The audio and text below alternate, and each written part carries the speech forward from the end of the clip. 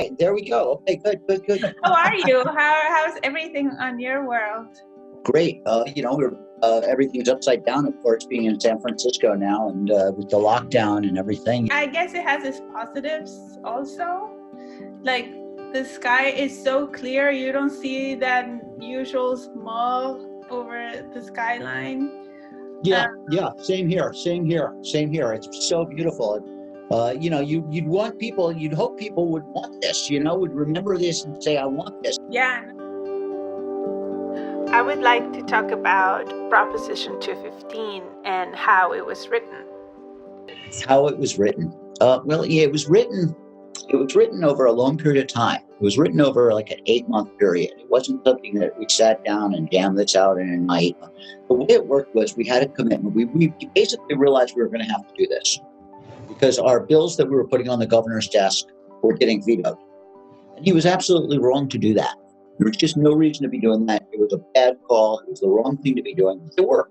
And so we had to do something. So we switched back to history. And history says the initiative is how you can get around the state legislature.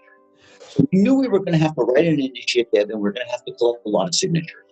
And at that point, the public was following the struggle intensely. So we had a lot of media, doing advanced work for us, basically softening the waters, letting people know this was going to happen, calling for it to happen. But at that time, this was a statewide struggle, and we'd gone around the state, and there were activists. At this point, it wasn't one table anymore in a restaurant. At this point, it was the state of California during the AIDS crises, and people in every county.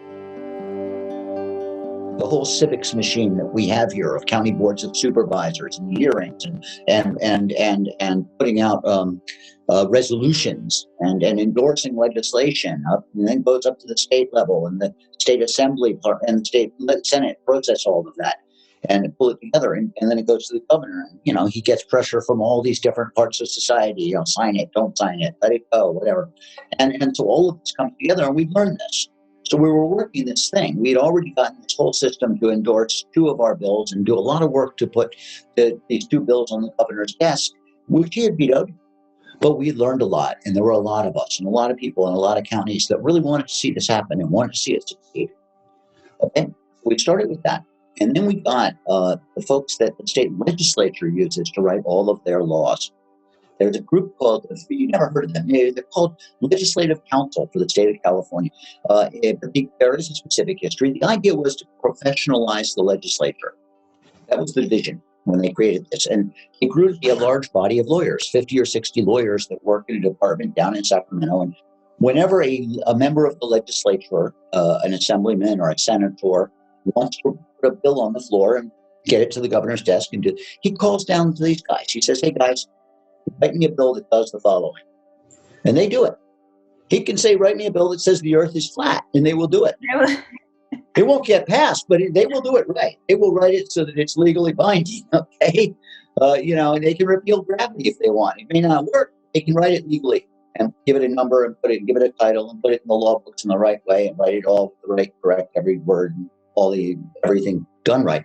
So we got those guys on board. And you do that. We did that through the offices of Senator Milton Marks. Very nice man. Gave us direct access to Ledge Council. Then we took our ideas and every draft. We took the first draft, second draft, third draft, and we'd send it out to every activist we knew and every person we knew that was concerned anywhere and asked them for their feedback. And we got a lot of feedback. All kinds of people saw all kinds of different things. And some big, some small. We decided that it was medical necessity, so why don't we just write that into the law? That was a lawyer in Berkeley named Bill Panzer came up with that idea. So why don't we just write it in? Medical necessity is an established concept, but it also has an established way to make it go. Why don't we just add on to that and put our own little asterisks on medical necessity in California and say it applies to pot? We can do that. Let's do it. Then let's see, Valerie Corral, to cite another example of an activist down in Santa Cruz. She's reading this thing, and she sees the stuff about how we put in there that anyone who's a caregiver, anyone responsible for the health, safety, housing, whatever, various categories can bring you your pot and grow your pot for you. Okay, great. But she noticed that we had put "and" in there. So you had to be responsible for health, safety, and housing. Mhm. See? And, you know, that's retarded. And she saw that. She said, well, you got to make it or. Just a little switch, just Yeah. a conjunction switch, but it makes it much more powerful. You know, the words, the choice of approve or recommend. That was the result of a lot of debate between various lawyers and the California Medical Association, because the law says that doctors can't prescribe pot. It's a federal law. So we couldn't have them prescribe marijuana. So we had to have another way to do it. So we used their First Amendment free speech rights. They can approve of it, your decision, a decision you made, or they can recommend that you do something like, you know, eat healthier, jog, you know, don't smoke, or smoke, you know. And so this came together from a lot of people. And we took input from all kinds of great people. But some of the best input came from an electrician, Arlo Hager, a guy from Northern California. He was a musician and also an electrician. So he was down there working on our building, the Cannabis Club, the supermarket on Market Street. And he comes into the office to, you know, check in, say hi, whatever. And we've got this thing. I want to advise that you get the weasel words out. Weasel words. That's what he called them. He says, you know, you've got words in here like, you know, marijuana can be used by people who are seriously ill or are, you know, extraordinarily sick or are very whatever. He said, get all those qualifiers out. Any word that qualifies your intent, get it out. Your intent should be clear and straight up and undeniable.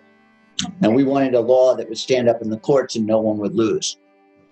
So that's the kind of the story of some of the concerns. It went on like this for several weeks, months of back and forth. We did like 50 or 60 times. We had to go through ledge counsel and get permission a second time to go back and continue, because nobody does this with them, really pushes them this hard. But we were really concerned because we knew that when this thing was done, we were still going to have an enemy at the gates, that the other guys, you know, weren't going to let up, that the other side was always going to be there. And if there was any hole in this thing, they would rush through it and kill us. We worked very hard to do that and involved an awful lot of people. And that's the story. And then what we did was we had ledge counsel do the actual typing and the writing of each thing. Every draft was finally done by them. They would send it to us. And then Dennis was the final approver. For example, he wanted a list of certain diseases. He wanted the disease list in there: AIDS, cancer, epilepsy, glaucoma. But it wasn't limited to those things at all. He wanted to, you know, put out a list of things just to give you the idea visually. So, you know, everything's in there. But in the end, it was Dennis's call. What it was going to say at the end. The final decision was, of course, his, and then take it in there and file it. Fine. And So that's the story. For a lot of people poured their hearts into this because we all wanted this. This was our thing. This was an escape out of jail, but we were all going to get out. Yeah. And we did get out. It was successful. We didn't want to stay there. We passed 3 bills 3 years in a row with bipartisan Republican and Democratic support, only to be vetoed by Governor Wilson. Frustrated, we combined those 3 bills into one initiative and set about collecting 850,000 signatures to put a proposition on the ballot that will legalize marijuana as a medicine.